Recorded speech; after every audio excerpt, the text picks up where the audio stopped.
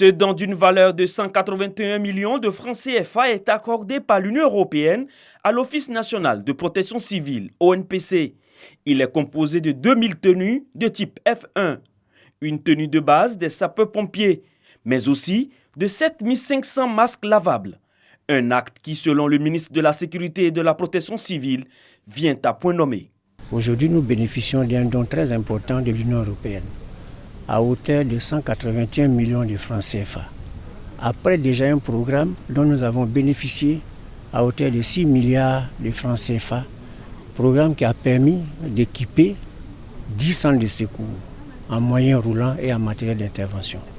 C'est l'occasion pour moi d'inviter les conseils régionaux, qui sont normalement les premiers soutiens des pompiers civils, à faire en sorte que ce corps-là puisse être valorisé. Pour le représentant de l'Union européenne, ce don est l'expression de la bonne santé, de la coopération avec la Côte d'Ivoire. Ici en Côte d'Ivoire, on a fait les plus grands projets de protection civile en Afrique de l'Ouest pour plus que 6 milliards francs CFA. Donc on a formé 1500 pompiers, on a réhabilité 10 centres de protection civile. Et là, aujourd'hui, on a fait un don de 2000 tenues de protection qui couvre en fait tous les agents de la protection civile ici. La tenue F1 protège du risque d'infection, mais également contre les coupures aux avant-bras lors des différentes manipulations.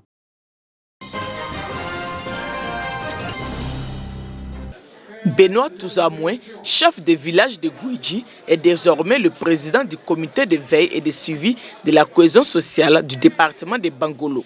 Il reçoit son arrêté de nomination des mains d'Adama Tounkara, médiateur de la République. Ce comité a pour objectif principal la prévention d'éventuels conflits, la sensibilisation à la paix et à la cohésion sociale. Les membres auront pour mission de parcourir les hameaux et les villages du département pour contribuer à l'inspiration de la cohésion sociale et au renforcement de la cohésion sociale. Après donc le passage du médiateur, nous avons donc entamé une série de rencontres et nous avons signé donc la sous-préfecture du département. Avant l'installation officielle du comité de veille, des séances d'écoute avec les différentes couches de la population, en l'occurrence les guides religieux, les élus et cadres, les jeunes, les femmes, les communautés nationales et non nationales, se sont déroulées sur plusieurs jours. Ces séances ont permis de faire le point des violences enregistrées au cours de la période électorale, d'en déceler les causes et de faire des recommandations avant la tenue des prochaines élections législatives. Le médiateur de la République invite toutes les populations à faire preuve de retenue afin de préserver la paix et la cohésion sociale, car le Guemon a déjà trop souffert des crises. Il a en outre exhorté la jeunesse à être plus responsable. Nos jeunes qui se trouvent aux premières lignes des affrontements doivent prendre conscience de la nécessité de privilégier leur avenir et rejeter toute offre de manipulation aux issues incertaines. Il vous revient avant tout de dire non, vous les jeunes, à toute forme de sollicitation qui pourrait compromettre votre avenir. Évitez de vous engager dans la voie de la violence, dont vous serez les principales victimes.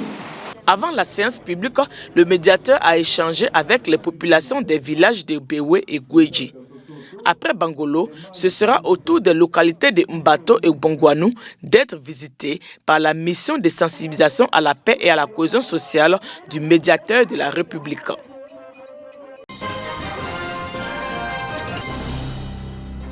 D'importantes ressources financières et humaines sont mobilisées par le gouvernement et les partenaires pour l'élaboration des stratégies de développement, mais celles-ci sont souvent insuffisamment utilisées. Cet atelier organisé sous l'impulsion des partenaires au développement vise donc une meilleure optimisation des résultats des différentes études menées dans le cadre du développement. Les travaux de cet atelier permettront de répertorier dans une base de données l'ensemble des études réalisées ou en cours de réalisation par les acteurs nationaux et les partenaires au développement, afin d'aboutir à une meilleure prise de décision. Il s'agit de faire une cartographie de l'existant et de réfléchir ensemble comment on peut harmoniser la réalisation, la prise de décision même les thèmes de référence des études à venir et surtout aussi de créer de la transparence dans les résultats des études existantes et des études à venir pour que pratiquement tout le monde puisse avoir accès aux études, aux conclusions. Les études déjà réalisées révèlent une forte concentration sur certaines thématiques sociales au détriment de sujets d'actualité tels que le genre, la digitalisation de l'économie,